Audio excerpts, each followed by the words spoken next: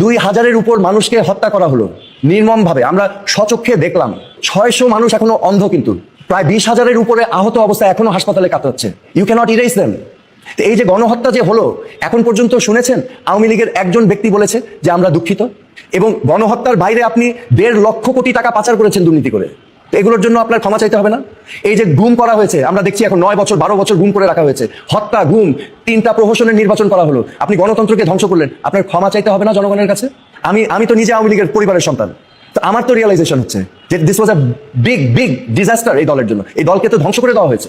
এই যে গণ অভ্যুত্থানটা যখন হলো, এটা কি শুধু বিরোধী দল নেমেছে? এখানে তো আমার পরিচিত আওয়ামী লীগ ফ্যামিলির লোকজনও নেমে গিয়েছে, অভিভাবকরা নেমে গিয়েছে, ছাত্রছাত্রীরা। I also stood with them. তার পার্টিসিপেশন ছিল না ওই ছোট্ট একটি অংশ যারা সুবিধা ভোগ করেছে, বেনিফিশিয়ারিজ। আজকে যারা সব পলাতক, যারা এখন টাকার পাহাড়ের উপরে বসে এখন অরাজকতা সৃষ্টি করার চেষ্টা করছে, তাদের মুখে কোনো অনুশোচনা নাই, আত্ম উপলব্ধি নাই, ক্ষমা প্রার্থনা।